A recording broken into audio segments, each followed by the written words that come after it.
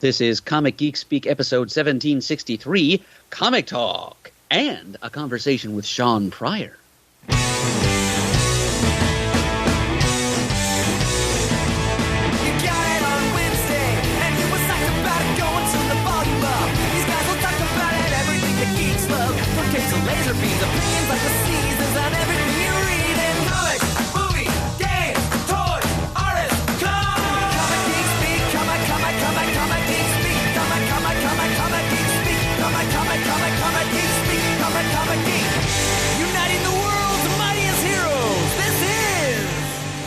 I'm Adam Murdo. I'm Ian Levinstein. And I'm Chris Everly.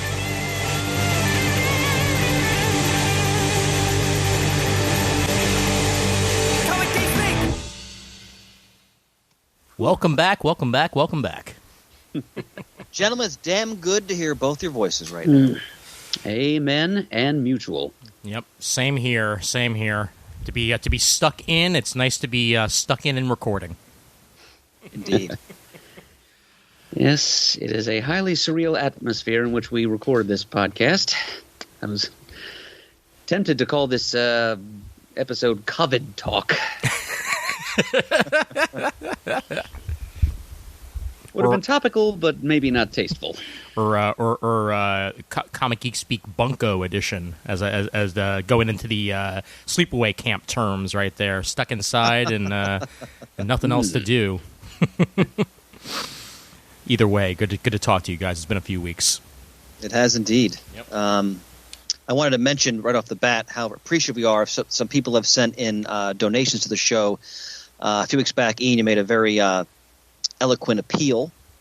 I believe you could kind of call that sort of like our own version of a fund drive. Yep. For the show, and it's immensely appreciated. The show has a modest budget, but it's still a budget that has to be met. And with the lack of sponsors these days, those donations are incredibly appreciated. And obviously, in these uncharted territory now, and not just as an industry and a hobby, but as a nation. If you feel you can donate to us, great. Obviously, if you have other concerns, don't even give it another thought. But right. On our page, you can find the PayPal link, and it just goes to maintaining the studio, the show, everything we need. So it's really appreciated. Thank you. Yep. And that link is comicgeekspeak.com/donate.php, and that is the direct link to the PayPal over there. All right. Well, we were talking off the air before we started recording, and I was saying how, even though there's certain aspects of it I miss, how happy right now that I'm not a comic book store proprietor. My heart goes out to all of my former colleagues. I can't even imagine what they're going to be experiencing right now, especially since a lot of shops rely on gaming. I know we did at the end as well, and that requires people being cheek by jowl, playing Magic the Gathering, playing D&D. Again, I all my best to the stores out there. I hope they can survive this, but I can't. I mean, I just think about in the 18 years I had a business, like a snow day or a blizzard would be like a minor panic, especially if it was on a Wednesday, for example. And this is a whole nother level. So all the restaurants, all the service, retail, entertainment, everything. Millions of people are going to be affected when it comes to their paychecks. So, oh yeah. I wanted to make that comment right off the bat because I running a comic book shop is difficult at the best of times. Mm-hmm. I can't even imagine. The cash flow is often right on the line to begin with. So yeah. That's gonna be rough. Yeah, well, especially with so like you said, so many relying on gaming, and also most comic shops don't have an online presence where they can ship out books very easily. Other than like the DCBSs of the world and the Midtown Comics of the world, it's in-person purchases more than anything else. And I know Bleeding Cool put up an article not too long ago, like listing which comic shops do curbside delivery, and I'm sure that that's probably going to be a lot more comic shops at this point, where basically you drive up, you grab your books, and you go. But it's going to be very, very difficult just for retail in general, unless you're a supermarket or a drugstore, to really be making any money at this point. And just, I'm sure as many of our listeners have gathered from the news reports, it's perfectly conceivable this could go on for months. Looking at what's happened in other countries, that seems like a distinct possibility. Yeah. China reopened their borders, and South Korea reopened their borders as well, and it looks like they're declining there. But also, they've been fighting this a lot longer than we have, and they're also, I mean, obviously China's huge, but other countries are, much smaller than ours and have their own problems that they're dealing with right now, including Italy. Friend of the show, Charlito, has been posting updates on Facebook about what life is like in Italy right now, and it's crazy to see just what's become over there, and the fact that schools are closed here, and travel is very limited at this point, and even our entertainment has changed. As report came down today that the Black Widow movie is being delayed. Because frankly, what else are you going to do? If you stick to the May release date, there's nobody to go to the movies, then what the hell's the point? And they already delayed James Bond, plus their main concern, I'm sure, is the China market. Yep. Which is where these studios now make a lot of their money. Yeah. And if they can't ensure a strong turnout for those films in the spring, and then, definitely they're going to delay them. Yeah. So. Yep. Were you going to say something? I'm sorry, I might have cut you off earlier. I was going to begin relating what little information I have about what actual comic retailers are doing right now. Please. Which is basically limited to the two comic shops with which I've had the most interaction within the past 2 decades. One of those is the Comic Swap in State College on the Penn State main campus. They've got some interesting mechanisms put into place here. They're providing – I'm still in their email newsletter. They're giving their customers a variety of options to pick up their comics without actually being physically present in the store. Ways to have them the comics sent to them via a, quote, foolproof mail order service. Or to simply have them held for as long a period of time as necessary. Just have the customer call in or send in an email shopping list, basically, a la the old general store model, and have the Comic Swap employees gather them together and just hold them for as many weeks or months as this quarantine continues. And on the other side of that, Golden Eagle right here in Reading is simply not closing. They posted something on their Facebook account and said that as you alluded to earlier, Chris, gaming is not going to be an option any longer. They've canceled all their scheduled gaming tournaments, and they've closed down the gaming room or gaming dungeon, as they call it, in the back of their store. But they're still getting in their comics, and they're going to remain open. They say they're going to evaluate that day by day.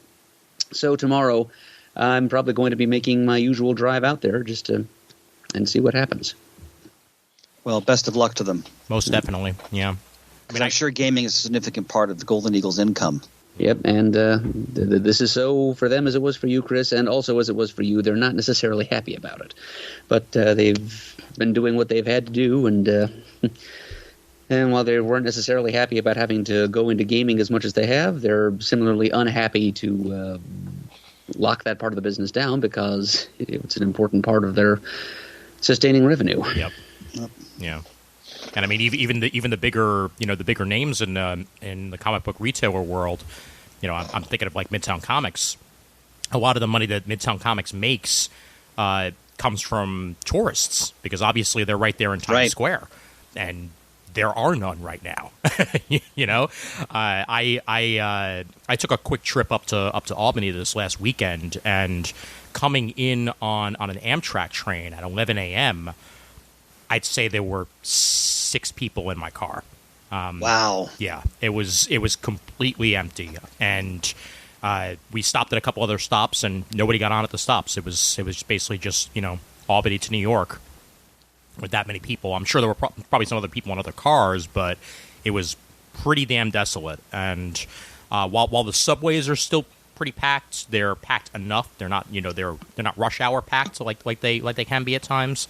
But it's a lot to deal with, and frankly, don't go out if you don't have to. Stay in. Do your grocery runs. If you're going to go to a comic shop, like Murd's going to do, do a quick in and out. Like don't stick around too long, and really just do your best to to social distance like everybody's talking about and stay healthy. There's a reason why WonderCon was canceled. There's a possibility even San Diego Comic-Con might get canceled if this thing goes on long enough. I was saying before we started talking as well that I just submitted my annual panels to Anime Next in Atlantic City, and that's in June. And they haven't canceled yet, but Anime Boston, which is happening in a month, just went ahead and canceled. So I wouldn't be surprised if that happens as well. And if it's for the greater good, then I fully understand it. So it's understandable, but it's also heartbreaking because you think about the millions of people whose income will be affected. And even when you talk about a Comic-Con, right? Like, think about vendors, think about people who's going to be serving concessions. Think about, right. I mean, when you just sort of tug on one spider web, just the tendril of people whose incomes, like we mentioned the movies before. I mean, where I live in New Jersey, I mean, the governor just ordered all malls closed at 8 o'clock tonight, indefinitely. Movie theaters are all closed. Restaurants are all closed except for, some for takeout and delivery. The economic implications of this are potentially catastrophic. So yeah. I hope that the federal government, and usually I'm not political in this show, but yeah. I'm going to be now, hope the federal government will get its act together and provide the American citizens with much needed support. Yeah. Because this is a global event that also no normal person is obviously at fault for. Oh, sure. So yeah. People need help. And like my wife used to work in a restaurant. I'm so glad she doesn't now, because she'd be finished. I mean, people need help. Yeah, my favorite movie theater had to furlough their workers. Alamo Drafthouse in Brooklyn, which I've mentioned many times on the show before. Made an announcement that they're gonna pay for a month of health insurance, and then after that, the employees have to go on unemployment and deal with all that because frankly, they only make so much money off of it, and I'm pretty sure they're still gonna have to pay rent, which is crazy to think about. They're gonna have to pay rent on a space that they can't even use, but that's unfortunately the way the world works in the world of retail. So something that sucks, but that's life. And just more than anything else, like anybody who's listening, like I hope everybody's healthy and stays healthy, and that these fun little podcasts that we do at least give you a little bit of enjoyment while you're stuck inside dealing with your family. Yeah, I can vouch for that. Yeah, amen to that. It's a weird time and a weird experience, but we're gonna get through it. That's what matters. You know what, Ian? You're so affirming. I was looking for some Levinstein action. I wasn't disappointed. Levinstein levity. Yeah, that smooth as syrup delivery, that tone, that Jew come down from Zion to reassure all of us. Man, I feel better. Oh boy. Well, I'm also kind of glad. The one benefit of this happening is that we get to have Murd back on the show. So that's good because yep. Yep. We're not putting on a play right now. The play that I was rehearsing for is tentatively rescheduled for the end of next month. It may end up being rescheduled yet again. But in the meantime, I'm not rehearsing 4 days a week anymore, so plenty more time to hang out and talk some comics. Hell yeah. Magnificent. Have any of you guys gotten a chance to read anything in the past couple of days, couple of weeks? Absolutely. All right. Just a handful of comics from late 2004. The time bubble, yes. Yeah. But a note for you, Ian. Last night I read, I believe it was Exiles number 54. Oh, wow. Which is one of the Tony Bedard and Mizaki Sakakibara issues. Oh, yeah. I remember those fondly. Yeah. Mm-hmm. Yeah, it was the Rube Goldberg issue where the Exiles' mission was to buy the last cheese Danish at the Bagel Hole on 16th and Lexington. God, that book got so esoteric at times. I love it. You and me both, Ian. You and me both. Oh, man. Chris, what you been reading? Well, I just got my shipment in yesterday. Nice. So I read. I was very excited to see in it. We talked about this when it was in the previews originally. Star Trek Year 5: The Valentine's Day Special by Paul Cornell. If you're a Star Trek fan, especially if you're a Kirk fan, you got to read this book. a fantastic grasp of Kirk's character and how he deals with women and relationships. It's really well done. Might be my nominee for one shot of the year. We'll see how the year progresses.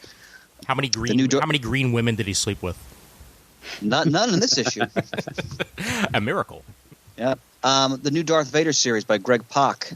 It takes place just like the new Star Wars series as well, right after Empire, and it's Vader trying to figure out who knew about his son's existence and how now he wants to punish them.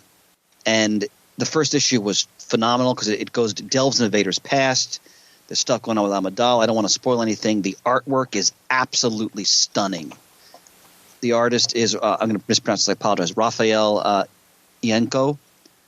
I've commented in the past how I find, again, this is from a layman's perspective, that Darth Vader, especially his helmet, it seems like a real drawing challenge for artists. And Ienko just nails it. I mean, he draws a really menacing Darth Vader. Magnificent. Terry Moore's 5 years. We talked about this. This is sort of like I don't know if it's the culmination, but he's brought together all of his Moore universe characters, of course, especially Kachu and Francine for Strangers in Paradise. They're all dealing with literally an end-of-the-world scenario, but it's Terry Moore, so just go with it. It's tremendous. Issue 8 just came out. Most excited, though, in my pile was Strange Adventures #1 by Tom King and Mitch Gerads. Is it Gerads? I think it's Gerrits. Gerrits, excuse me. And this also has art by Evan Doc Shaner in it as well. And again, the premise is that Adam Strange was involved in a war that's being presented as was necessary to save the planet of Ran and his civilization. But you start to question if what you're seeing in the Shaner – there's two narratives going on in the story. If what you're seeing in the Shaner version is really what happened and the Gerads version is far more nuanced and sorted. The first issue was phenomenal. And if there's anyone meant to write a story like this that really questions like how we digest and interpret potentially troubling events and how we orient them in our head in a way that we can live with them, it's Tom King. Mm-hmm. Beautiful artwork. I mean, two great artists working side by side. This is going to be a hell of a ride. So 1 of 12. So it's a year-long series. Mm-hmm. And I'm also reading because I'm taking a lot more advantage of my library now just because I can't run out and afford to get trade after trade. I picked up, and I've talked about this book before, but I never finished it, Jason Lute's Berlin. And I picked up the hardcover, which is the entire magnum opus. He spent over 20 years on this series. It is his take on the Weimar Republic, the tragic, brief-lived German Republic prior to the emergence of Hitler's Third Reich. And it follows different characters, journalists, artists, communists, Nazis, police officers, and how their lives will intersect and how they're all swept up in the tumultuous transition from a democratic government which never really found its footing to the Third Reich. I was reading the book as it came out. It came out like periodically, almost like an ash can size type comic, black and white, beautiful line work by Lutz. And I for whatever reason, I never finished it. So I'm looking forward to – I'm reading it in one shots essentially. And let me tell you, as I'm about 2/3 through it, it is easily – for me, one of the greatest achievements in the medium in years. Like what this man did, because he wrote it, he drew it, it's all him. The research is amazing. The attention to historical detail and authenticity, his grasp of the politics, like Weimar politics, is really Byzantine, really complicated. There are different political parties and factions trying to, gain power in the German Reichstag, which is the parliament. It's a breathtaking achievement. I mean, there's comics and there's something like this. I mean, it's what a joy it is to read it, more or less in one sitting now. But if you're interested in that history, and or you just want to see a master craftsman at the top of their form who dedicated basically 20 years of their life to telling this story, get Berlin. Oh my God. It's on the very long list of things, most definitely. But that's And I'm finishing up the 4th trade of Monstrous, which I've raved about in previous episodes too. So nice. While I really haven't had the time to read much, I did watch a few things. One of which kind of feels like a superhero series, even though it's not. It's on Amazon Prime, so anybody who has the Amazon Prime streaming service will be able to watch this in full. Is this Hunters? Yes, it is. Okay, I've heard it's very comic booky. Yes, it really, really is. It's the biggest star on it is Al Pacino, but it's also got some other names that would be familiar to people, including Kate Mulvaney, Josh Radnor from How I Met Your Mother. Every single time he does anything on that show, I say to myself, "And kids, that's how I met your mother." Yes, hunting and killing Nazis. Exactly, and Logan Lerman, who was a child actor, is the main character in this. He was in Perks of Being a Wallflower, and he also played Percy Jackson in the Percy Jackson movies. And here he is as the main character.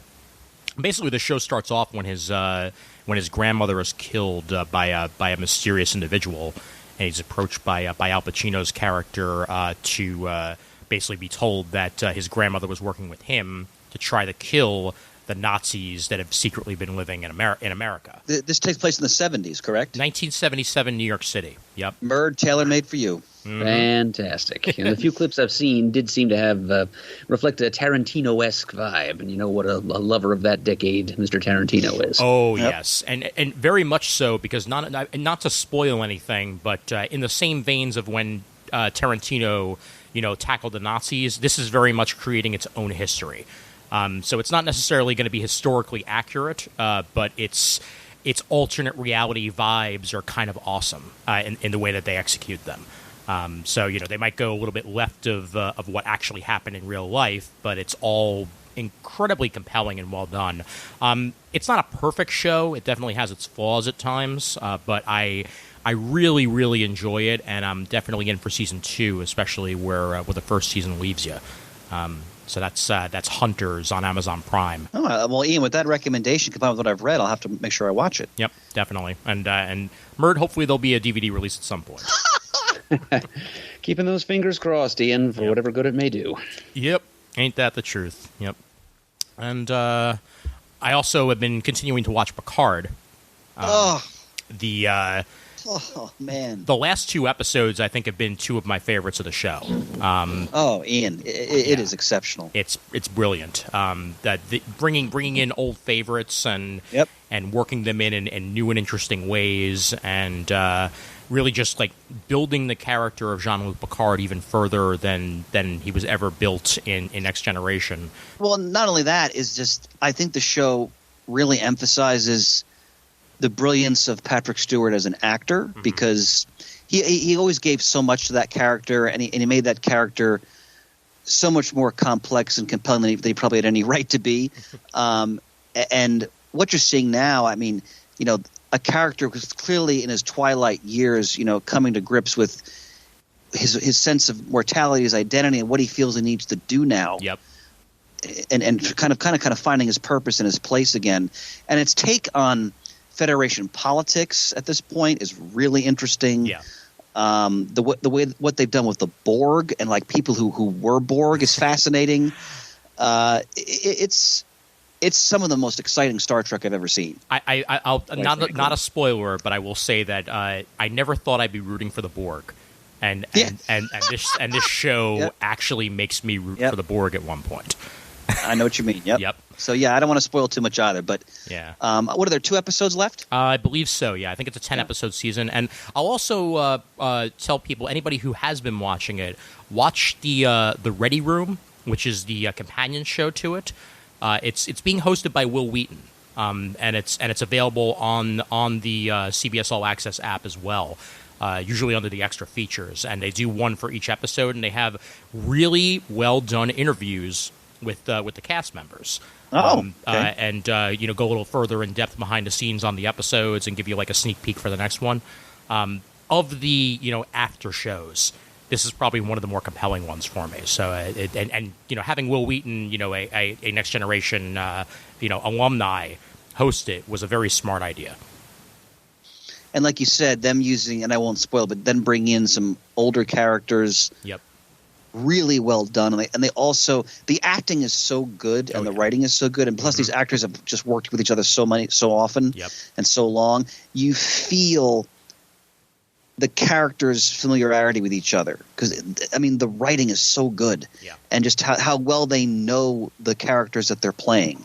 And it adds another level of authenticity to their interactions. If you're a Star Trek fan, especially of Next Generation, this should be a deeply satisfying show to watch. Definitely, yeah. And for everything I didn't like about what they did with the Klingons in Discovery, there's so much that I do love about what they're doing with the Romulans here in Picard. So, it's really compelling. Absolutely. Brilliant. Yep. And other than that, only other real comic book related things I've been doing is catching up on Legends of Tomorrow.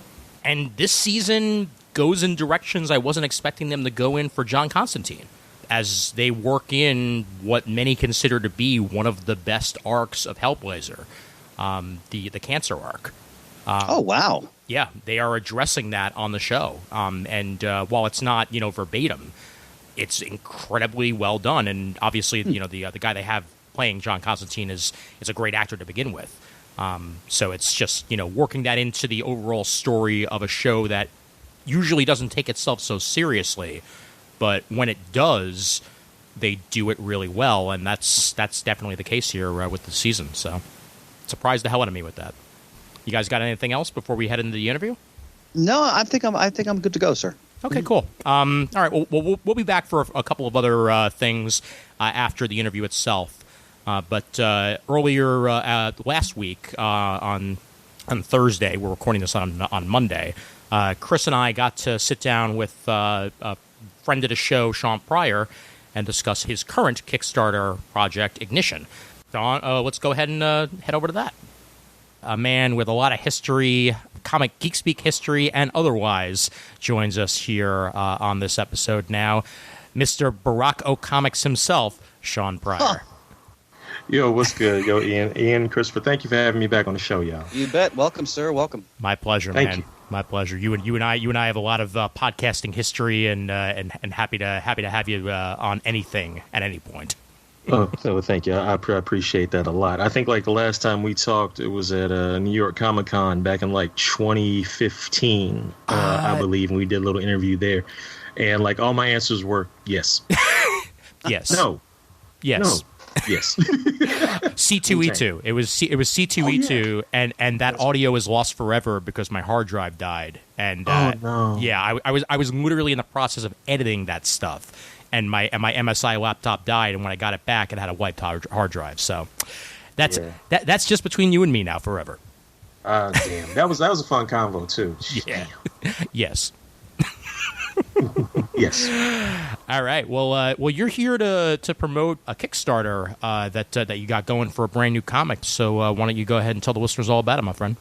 Yeah. I'm currently doing a comic with co-writer Jenilyn Wright and artist and letterer Kelly Guillory. It's called Ignition. Mm-hmm. Please, if you're listening, do not insert an R. Kelly joke remix here. I appreciate that very much. I've heard that enough already, but I like the title, so I'm going to keep it. Anyway, so Ignition, this Kickstarter is for the debut issue, trying to raise $5,500 by March 27th in order to produce issue 1 of Ignition. Ignition is a story about a professional race car driver by the name of Jamel Reed, and she's driving in the biggest race of her career. And in winning the biggest race of her career also comes the most controversial moment of her career, or of their career, which basically changes her life forever. And so Jamel's life basically gets turned on its head, and now she's facing all these really bad circumstances, and basically with the odds against her, she has to risk to get back, what she once had. What she once had is like the most important thing to her, and it's not racing. Racing was a part of her life, and it was very important to her, but it is not the most important thing that she loves. And so in an effort to get back the most important thing she loves most, she's going to take a risk that will change her life forever. This story I've been wanting to tell for like at least 4 years. It's one of those things where you know me, and when I make comics, like I'm not trying to do the same thing over and over again. Never. Yeah. You never see me just like hit repeat. I can't do that. Yep. Especially with a public that says they want new or original or fresh concepts. And so like I do like racing, but I'm a big Fast and Furious fan. Fast and Furious franchise has saved my life. It pulled me out of dire times. Unfortunately, it did not help with my taxes, but still is a very important piece of my life culturally. It doesn't make up who I am, because what you consume should not make who you are, but it's very important to me, and I do enjoy it a lot. And like, so stuff like Fast and Furious, stuff like the Jason Statham Transporter movies, even like, some stuff from like Days of Thunder, or even Ricky Bobby. Ricky, the Talladega Nights, the Legend of Ricky Bobby movie, which is the most ridiculous thing I've ever seen in my entire life. Who wants to get thrown out of an Applebee's? I do. Yo, the onions on the steak. Love that movie. Because I can never remember his name, but I just call him Mr. Brady. Mm-hmm. When Country Mr. Brady goes off about the onions on the steak, I lose it. Every single time. Every single damn time. But like I'm just, I'm a fan of all that stuff. So like it's a racing comic with drama, thrills, twist, and like it blends all those elements of all these things. And like and to have a character like Jamel Reed, in this type of story is really, really cool. And like I said, I've been wanting to do this for a long time, and like I'm out here on this like, Kickstarter campaign trail in the midst of like, again, a terrible time for America and the world. Mm-hmm. I always find a way to like launch things unexpectedly during bad times. Like a couple years ago when I did the Kickstarter for the first issue of Force, the football comic I did with Jay Reed and B. Alex Thompson, like I had postponed it because like I was handling some business, but then the 2016 election happened, and I was like, I still got to do this. Yeah. So in the midst of like people being depressed from the results of the 2016 election, which now have an effect on what we're dealing with right now, it was tough to raise that money, but we did it. Yeah. And so right now, as of this recording, we sit at like $3,251 with let's see. So I think we're like 59% funded, and the Kickstarter ends on March 27th. Yep. March 27th at 11:43 a.m. Eastern Standard Time, or Eastern Daylight Time, wherever you want to put it. But this project, like all my projects, it means a lot to me. I've been wanting to work with Jenna Lynn Wright for like a very long time. She's an incredible writer. She's actually written a couple of horror films, as well as she's also been delving into the world of comics more. I've known her for a very long time. And Kelly, I've known Kelly for like probably about 5 or 6 years, and she just really has this like really cool art style that fits the mood of the story. And once again, it's just somebody that I just wanted to work with badly. And so, and like it's not like, I know a lot of times I like teaming up to make books and teaming up to write books, but in this situation, I was just like, well, I'll plot it out, and Jenna will write it. We'll team up together, make this really cool story while I'm writing all this other stuff, because professionally, my writing career is like taking off on a different side, because I do like a lot of freelance work for Capstone. Oh, cool. Writing kids prose, children's books, storybooks, and I've even written a it's like a 30-something page graphic novel on the Nat Turner Rebellion that's going to come out this fall for Capstone. Sweet. So that's been going very well for me, and so to be able to do that, but still do comics, in a situation where like I really don't know how I feel about the comic business per se right now. And I know I've probably been saying that, Ian, since I've known you. Basically. But I am. I still like comics. I still like making them. I don't know for how much longer I'm going to do it, but I have to make sure that this succeeds. Yeah. And so we got a lot of cool stuff. We got like 6 different covers. I went cover crazy. Like last year, I started just to hit up people for covers. Like, Kelly Guillory has 2 covers. George Cambaday's, who's now doing work for everybody. When George had like this small little drought, I gave him a call last year and I said, hey, you want to do a Power Rangers comic for the hell of it? He was like, I sure as hell do. And so we did a full-length Power Rangers story that takes place in TV continuity called Total Eclipse. You can go to PowerRangersComic.com to get it. It'll take you to my Gumroad page. Get it for free. It's really dope.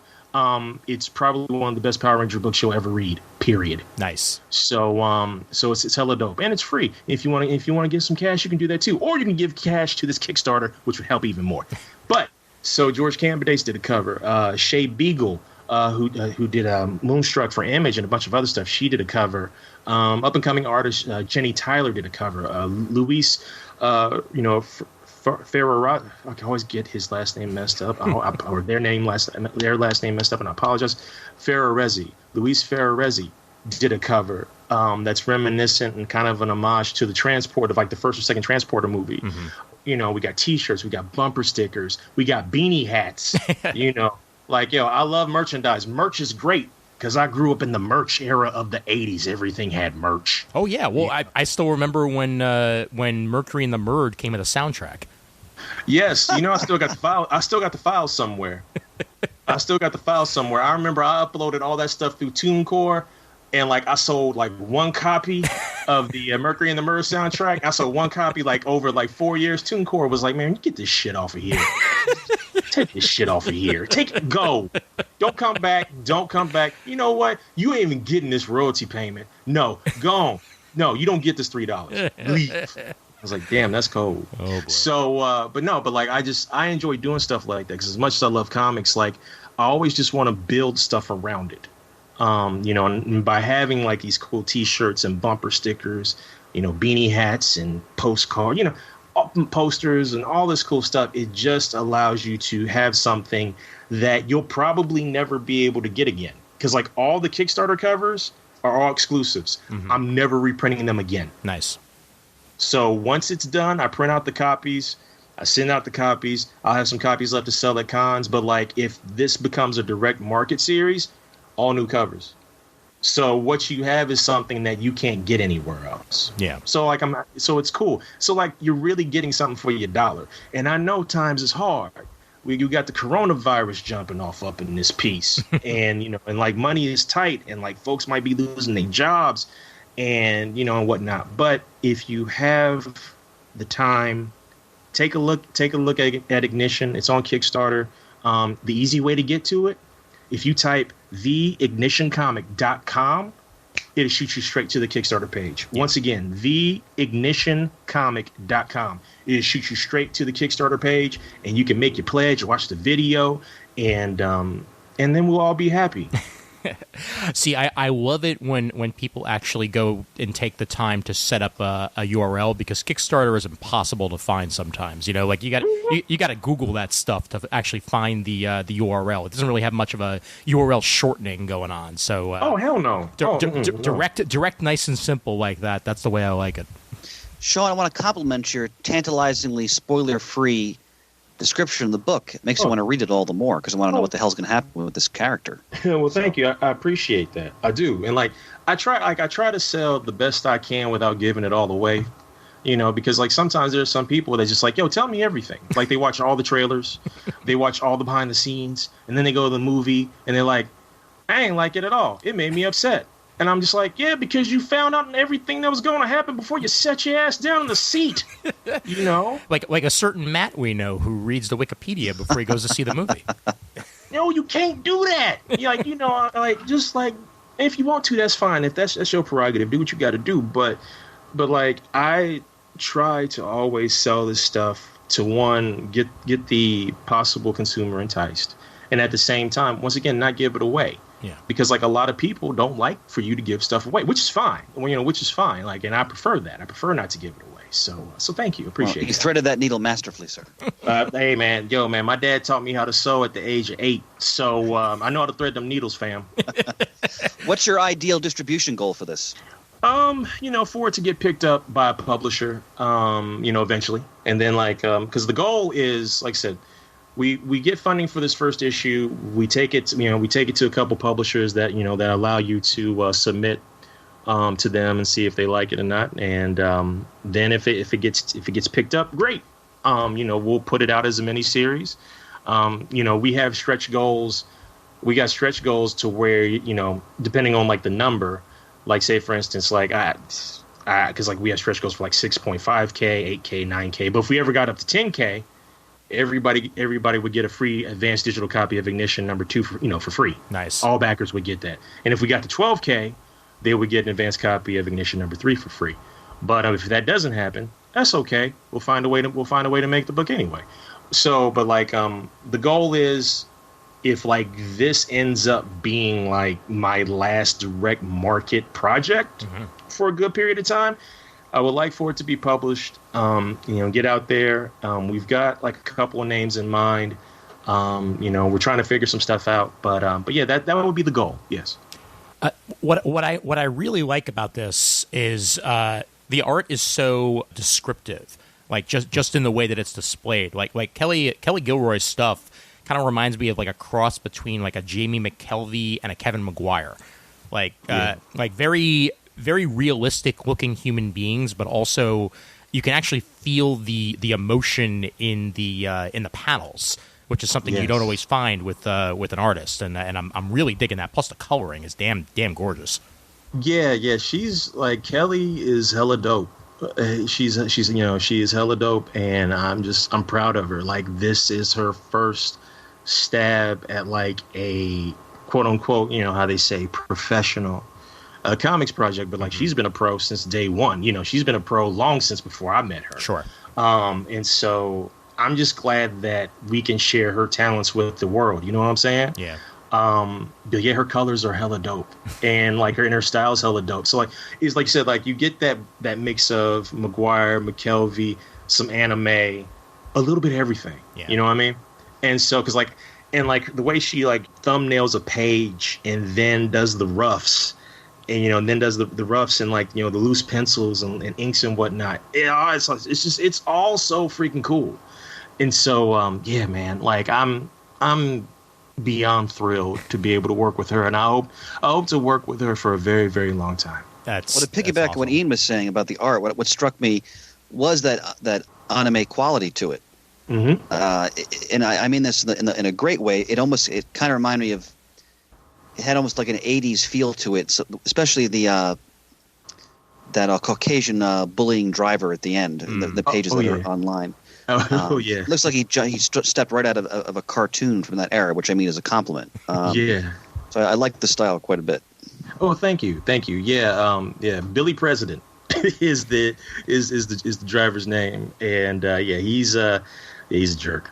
he's just the purest of jerks. And now, I know you're a Fast and Furious fan. Did you and the artist sort of study racing for the visual, or how did you go about that? I gave her carte blanche to do whatever she wanted. It's one of those things where I trusted her. You know what I mean? I trusted her. So I knew she would do her research in racing. I knew she would do her research in racing to to give it that authentic feel, as far as even though it's a comic book, to make it as authentic as possible. Mm-hmm. With the drivers with the headsets talking, chatting with each other, and in the actual race itself, and people cutting in front of each other and cutting around, and things like that. And I just knew she would do a great job, and I had no doubts. And she pulled it off, and I was just like, "Hey, you go on with your bad self. You don't need my help. I'm out." So I said, I'm just gonna stand here on the side. I'm gonna look at it. When you get done, if we need to make changes, we'll make changes, and we didn't have to. And so, I'm proud of her. That's great. Yeah. How did the back and forth go with Jenna? I mean, it's always different, when there's a co-writing scenario as to, how that co-writing process goes. But how did it work with the two of you? Oh, it worked great. Pardon me, getting a little choked up. Not emotionally, it's just something stuck in my throat. Something stuck in my throat. I'm all out of Canada Dry. Oh, no. Oh, no. Grab that Sprite. Oh, I need that Sprite. I need that Sprite with ginger ale in it. That will save the universe. Oh man, I still need to find that. Oh man, man, like, look, man, it's hard to find like toilet paper right now. Jeez. It's hard to find like toilet paper. Okay, before I get to the whole, Jenna and myself as far as discussing the story, real quick, sidebar. Yeah. I know that it is a pandemic situation. Yeah. I get it. Why is everybody taking toilet paper? Look, coronavirus or COVID-19 does not come from your ass. Okay? You cannot wrap yourself in like Charmin and expect to be protected. Yes, you should wipe your butt. Yes, you should be clean. Yes, you should wipe your toilet seat if you pee on it. However, why are you hoarding all the toilet paper? It makes no sense. And everybody's going straight for like the Lysol wipes and the Clorox wipes. And I'm like, yo, there are other cleaning supplies that do the same damn thing. Oh, this is the first time I've ever cleaned anything. What is wrong with y'all? Sean, I think you and I should have a political discussion off the air. God. Well, yeah, you know what? We may have to do that sometime. We may have to do that. All I know is it just feels like people watched 3 episodes of Doomsday Preppers, and the only thing they took from it is that they need to hoard toilet paper, Doritos, and racism. Mm-hmm. Like, that's it. Toilet paper, Doritos, and racism. Oh, my God. That sounds like somebody's autobiography, but I don't want to meet that person. So that's where we are with that. Okay. All right. Back to schedule. Okay. So Jenna and I would have like Skype. We would have like phone calls, and we would like discuss like, story flow, story beats. And like that was like one of the more important things, because sometimes, when you do these comics, like a lot of comics you read nowadays, like 4 issues really could just be done in 1. But like, the story is stretched and stretched and stretched. And we wanted to make it to where the reader doesn't feel that no matter what issue they eventually get, after number 1, and, hopefully we get published somewhere, that every issue is worth the time to read, period. And that it all connects, but it's not in a way that makes you feel like, why isn't, all this could have been done in 1 issue. And that's kind of like a problem that I've had with like a lot of comics over the decades, this whole stretching out of things, or like they try to make comics into like, they try to make this comic a television episode. And I'm just like, yeah, you can do that. But if you can tell a story in 1 issue, mm-hmm. instead of trying to tell it in 4, just do that. And then that gives you more room to tell more of a story, and the issues down the line. And you can make something even more cool than you've already made. But no, story beats were very important. And, where to place the drama, where to place the action, what were like the key elements that we wanted to see most in the story. Because it's not just me. I know what I would like to see. Right. But if I've got to, if I'm writing with somebody, I'm like, yo, what you want to see? Because like I can't be here and be like, no, this is what I want. If I don't get this, then you know what, you go and get. Like that doesn't do anybody any good. These types of relationships need to be healthy and good, because if they're not, you're going to have a shitty book, and you're going to be able to see a shitty story because it's 2 people that don't really get along, because like, it's just like, it's all this whole power trip type thing. And I'm like, no, I don't do that. Right. So we talked about the things that she wanted to see. I talked about things that I wanted to see, and we picked up from there. And then we started to build basically our story Bible for this. And like, it's great. It really is.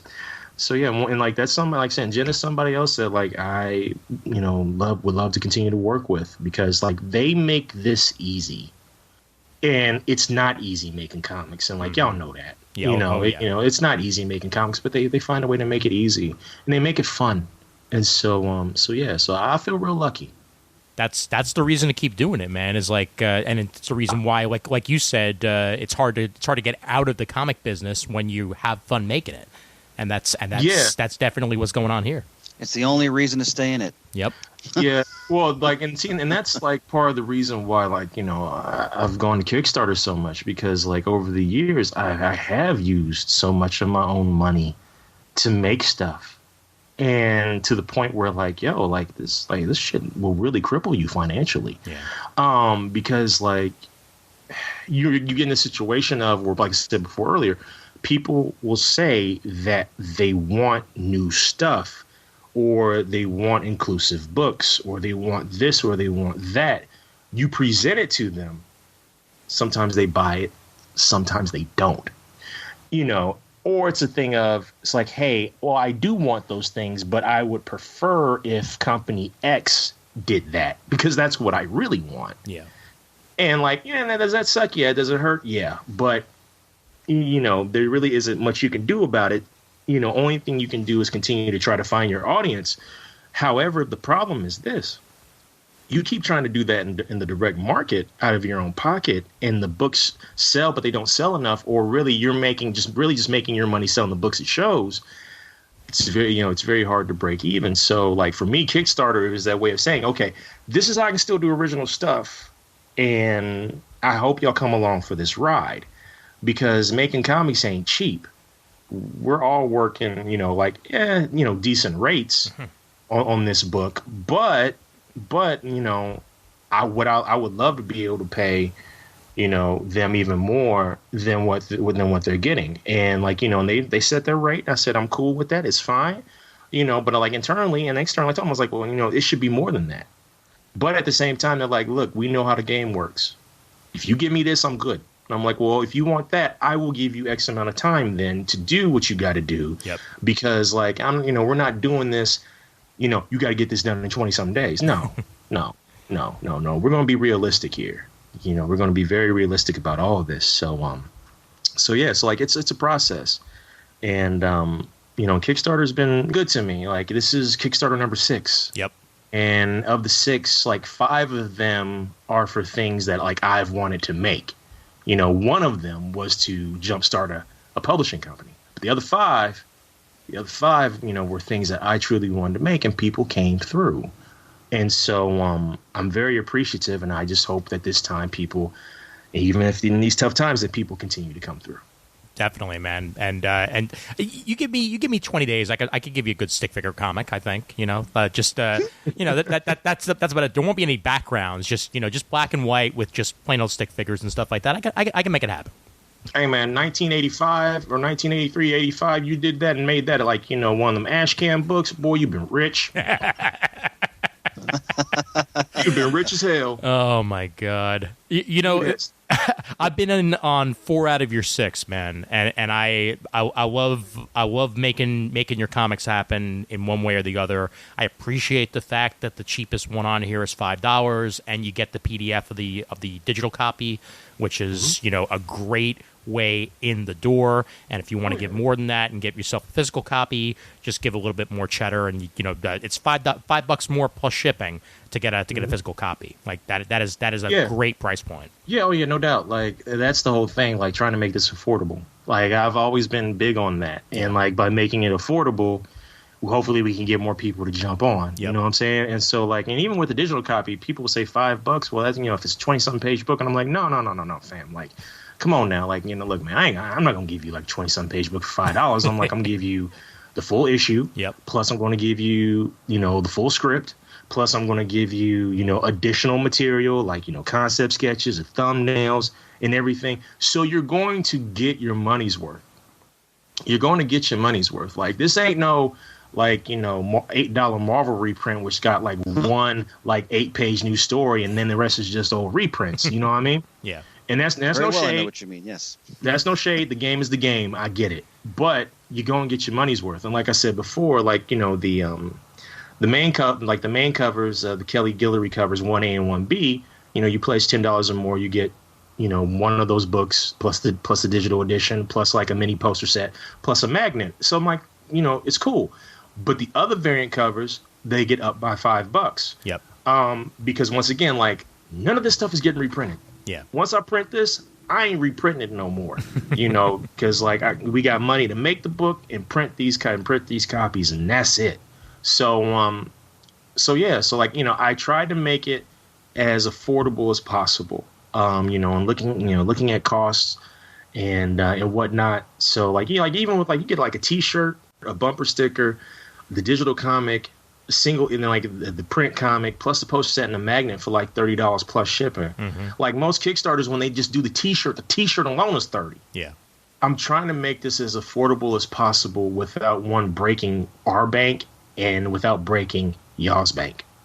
And best of all, if you like hearing this man talk as much as I do, just get him to 6.5K, and then you go ahead and get a creator commentary attached to all pledges.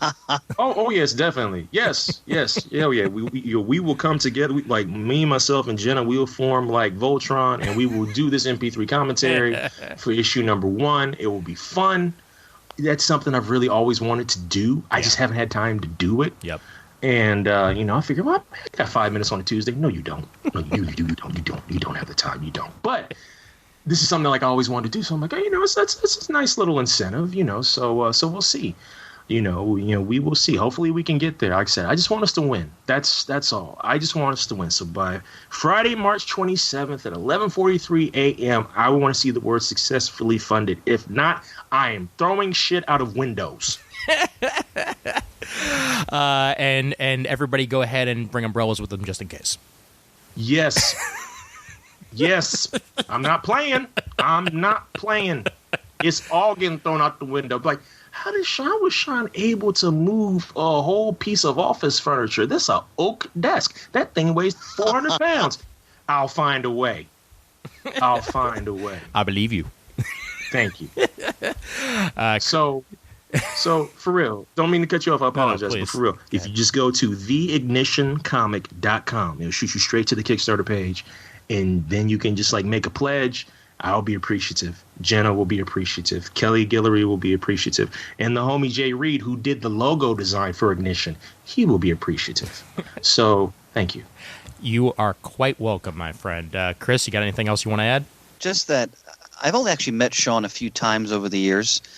After this conversation, I'm so looking forward to meeting Shawn again in person so we can sit down and have a lengthy conversation about a wide variety of topics, not just comics. Oh, word. Yeah. This was a tonic for the spirit, sir.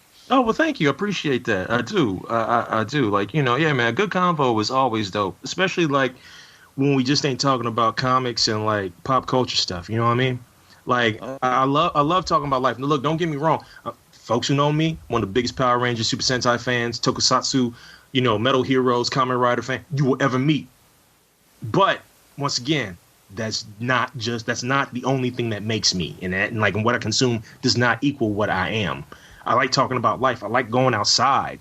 Granted, we can't go outside right now, but I like going outside. You can still go outside. I know. It's just folks done made it difficult. The other thing I wanted to say was that, just to the listeners, anybody trying, a real independent comic, and with someone with Shawn's ability and history and the caliber of his talent, the administration, the industry, really deserves the support and this attention. Because what I've come to find as a reader now, my advancing middle age, is that the superhero comics are interesting me less and less, with occasional exceptions. It's this kind of work that I find is just a lot more interesting now. So, because again, creators have their own vision. They usually have a finite ending in mind. They know where they want to go with it, and it definitely demands our support. I appreciate that. Amen to that. Thank you. Yep, amen to that, brother. And anybody who wants to go into the CGS archives can hear us wax poetic on when he made Adam Murdo a detective, and and I wish Murd could have been on this call, but he's busy performing on stage right now. But he sends his love and his regards, my friend. Oh, well, thank you. I appreciate that. I appreciate that a lot. Yeah, I still got a couple of copies of Mercury and the Murd left. I still have a few. I got one on my shelf. That's crazy. That's crazy. Yo, I found one of the half-price books. What? Yes. Yo, I'm not lying. Okay, because I live in Kentucky. Yeah. I've been here for over 12 years. And I'll go back to Ohio to go see family sometimes. So I was at a half-price books. I want to say it's probably somewhere in the greater Cincinnati area. And I was just like, man, let me just see what they got in comics. Maybe see if I can find some cheap quarter books or something. Even though I know I ain't got no place to put them. But I was like, just let me see. So I started looking, and there was the Mercury and the Murd, where it's issues 1 through 4 all together. Uh-huh. And it was because I think I charged $3.99 or $4.99 or something like that. Mm-hmm. And it was 55 cents. And I was just like, we've made it. Shawn, one more thing, and again, this would definitely be a topic for another time. Yeah. When we're not on a podcast, but since you're a Kentuckian, I really want to talk to you about Mitch McConnell. Bro, you look, man, you ain't even got to say nothing. Believe you me, like a lot of us got words, in all caps, words regarding that dude.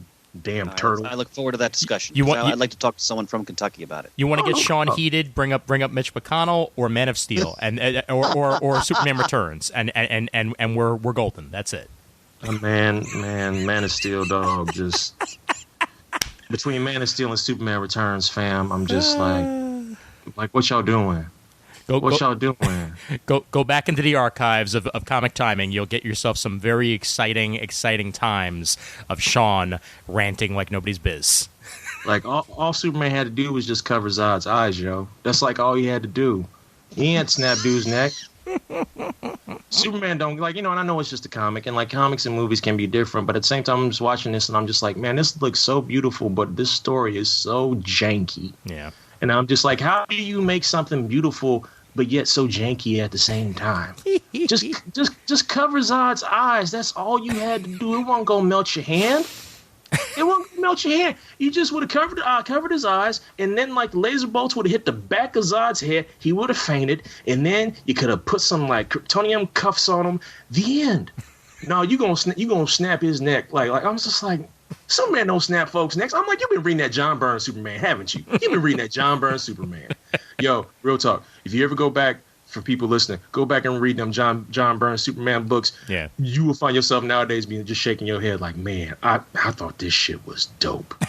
And now you're like, damn, this shit is whack. Not all of it. There's some that I'm still very fond of. I find the Mitchell Pitlick issue to be quite entertaining and compelling. However, a lot of it is bad. Well, good. The fact that you said that at least some John Byrne stuff is good, Jamie stopped the lightning bolt from coming down on you. So I know. Well, we all know John Byrne is a terrible person. We know that. He's a terrible person. However, in the 80s, man laid down some books, and I'm not going to front on that. That's okay. True. We're not going to front on. We're not going to have revisionist history. Yep. But I'm just going to tell you right now, a lot of them Superman books were not good.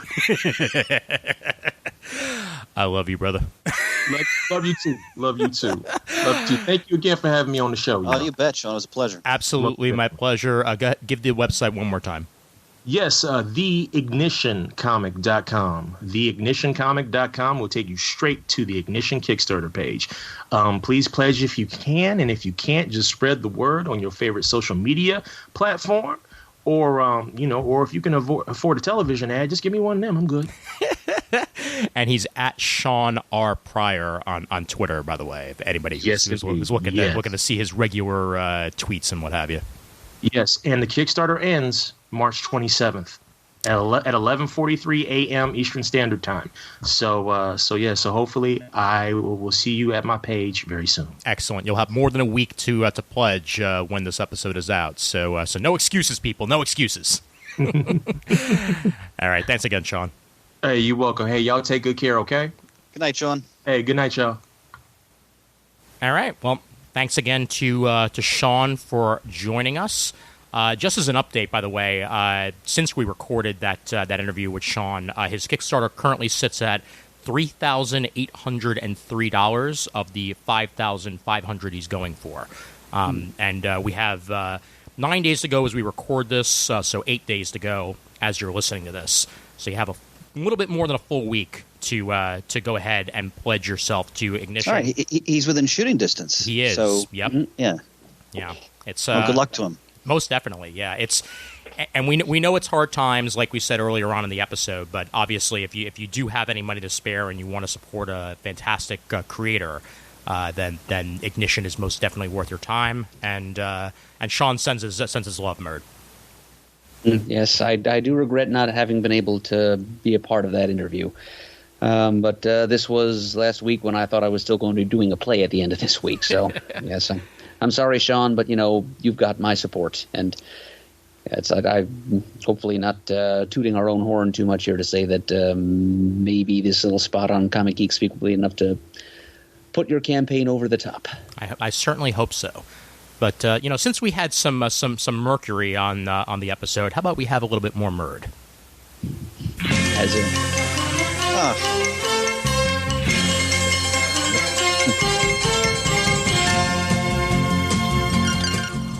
as in the well-known phrase, muddle the murd. But of course. And for those of you who are listening for the first time, welcome. And here's what Muddle the Murd is. Murd, take it away.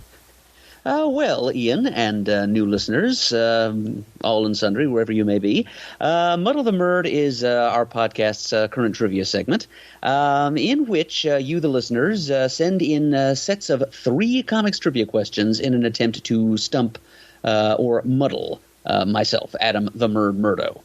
Each of these 3 questions one of those 3 questions must be a Marvel question, another a DC question, and the third a question about comics from some other publisher.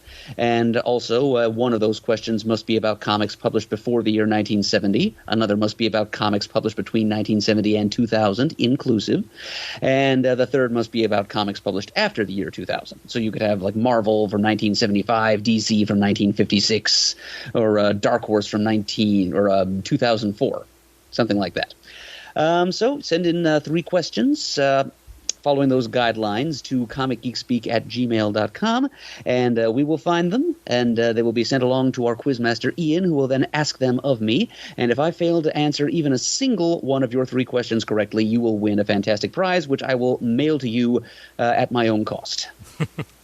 Fantastic. And the prize remains the same, correct?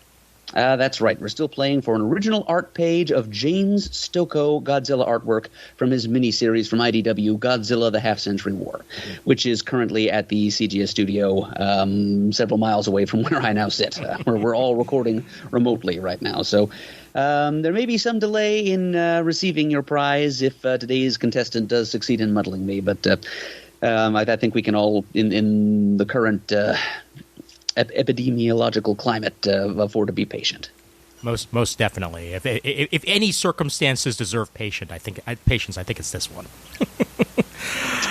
Well, this particular Muddle the Murd opportunity was sent to us by Mr. Jake Sherman, and he has this to say before getting into his questions. Hi there, guys. Just want to say I appreciate all of your hard work on the podcast. It is hard for me to find a great quality cast for comics alone, and you have outdone yourselves time and again. On with the muddle, and best of luck to you. Well, thanks for the kind words. Thank you, Jake. Thank you very much, Jake. Yes, indeed. Jake from State Farm? Okay. God. What are you wearing? Khakis? All right. Pre-1970 DC, he starts us off with. In Detective Comics number 225, Martian Manhunter is introduced by a scientist who teleported him to Earth. However, he is trapped on Earth because not only does the scientist die at that moment, but Martian Manhunter's home planet has yet to complete their plan for interplanetary travel. What is the name of Martian Manhunter's home planet's plan? Oh, okay, that is a good question. I mean, that requires you to have actually read Detective number 225. Mm-hmm. Now, this is one where I kind of wish I could call on Pants, because he may have read this issue, but yeah, I have no idea what the name of Martian the Martian Initiative for Interplanetary Travel might have been back in the 50s. Now, Project Earth. Chris, any guess? I have no guess. Nope. Okay, the answer is Project Star Ride. Okay, well, I've half right anyway. Yep, you got the project right. Yeah. Alrighty, question 2, 1970 to 2000, Marvel. In Superman and Spider-Man, printed in Marvel Treasury Edition number 28, which means it is a Marvel book, Superman is immobilized by Dr. Doom with a kryptonite dust. In what way does Spider-Man come to Superman's aid in recovery? In what way? He uses his web fluid to sponge the kryptonite dust off of Superman's body. You know what? I think I'm going to give it to you. The answer is Spider-Man dusts Superman off with his webbing, and that is essentially what you just said. So, yeah. All right. I'll take it. Good scoop there. Yep. Yoink. Yep. Yes. And I have read that comic, so I really should come up with a correct or correct-ish answer to it. I'd have no excuse otherwise. Well, yeah, but Murd, how many years ago did you read it? Good question. 8? See, again, the memory is just awe-inspiring. Oh, yeah. And anybody who has not listened to the classic Geek Speak trivia episode that we put out, both Mr. Eberly and Mr. Murdo put on a clinic in that episode. Yep.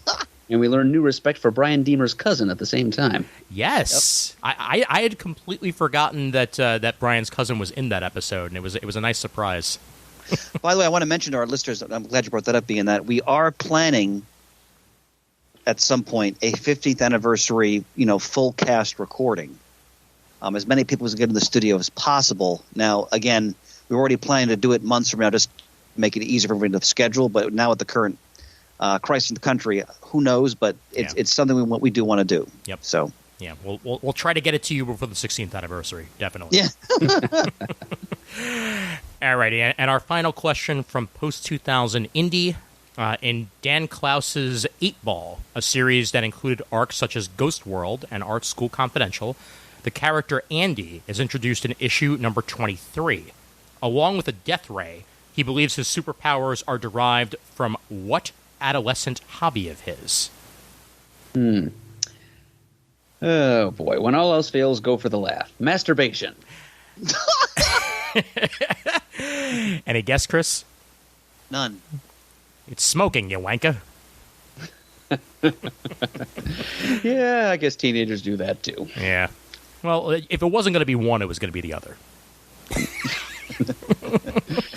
Yes, and if it had been written maybe a decade later, it would have been video games. But yes. Yep.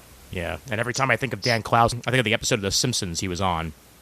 Where he talks about how he's always wanted to draw Batman, and then he shows Lisa his plans for Batman's utility belt.